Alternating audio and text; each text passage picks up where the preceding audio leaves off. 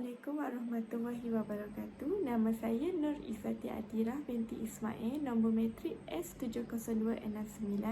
Saya dari kelas Agroteknologi Sains Tanaman tahun 1. Saya akan memetangkan subjek MPU 3132 iaitu Penghayatan Etika dan Peradaban. Topik yang saya pilih untuk dibentangkan adalah peristiwa yang berlaku pada 13 Mei 1969. Apakah yang berlaku pada tanggal 13 Mei 1969? Okey, pada tanggal 13 Mei 1969 telah berlaku satu insiden rusuhan kaum yang paling dahsyat di negara kita dan merupakan kemuncak bagi perpaduan kaum di negara kita.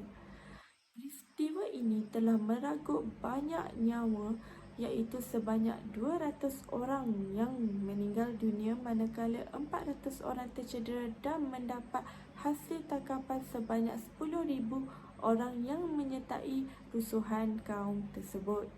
Peristiwa ini telah memberi kesan yang buruk terhadap politik, ekonomi dan sosial masyarakat di negara kita. Tragedi ini juga bukan sahaja meragut nyawa, ianya juga telah meragut harta benda. Tragedi ini telah berkait rapat dengan peristiwa pilihan raya umum 10 Mei 1969. Terdapat banyak sebab-sebab yang merupakan punca utama berlakunya rusuhan pada tanggal 13 Mei 1969. Antaranya ialah isu perkauman dalam pilihan raya 1969. Isu perkauman yang emosi dan sentimen merupakan tema utama kempen pilihan raya pada waktu itu yang telah menaikkan semangat kaum-kaum di Malaysia.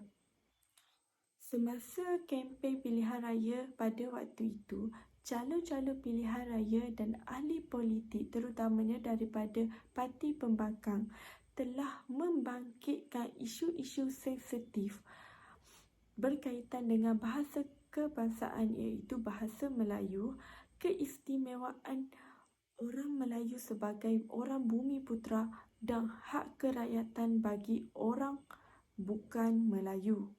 Hal ini telah membangkitkan perasaan perkauman di antara rakyat di negara dan telah menjadi syak wasangka di setiap perkauman. Bahasa Melayu sebagai bahasa rasmi negara. Isu bahasa ini tidak kurang pentingnya dalam menyumbang rusuhan yang berlaku pada 13 Mei 1969. Hal ini berlaku setelah pengisytiharaan kemerdekaan Tanah Melayu pada tanggal 1957.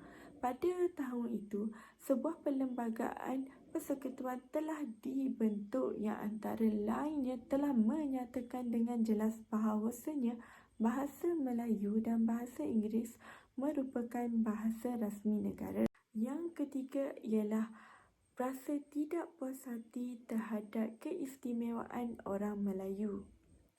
PAP secara lantang menyuarakan ketidakpuashatian mereka terhadap apa yang disebut sebagai keistimewaan orang Melayu sebagai orang bumi putera dalam perlembagaan.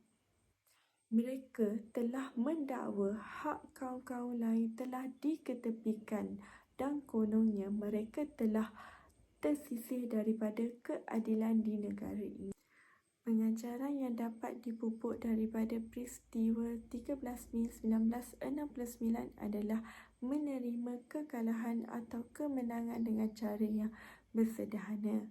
Okey, semua pihak seharusnya menerima kemenangan atau kekalahan dengan cara yang bersederhana agar dapat mengelakkan sesuatu yang tidak diingini berlaku. Pengajaran yang kedua adalah hubungan antara kaum dapat diperbaiki.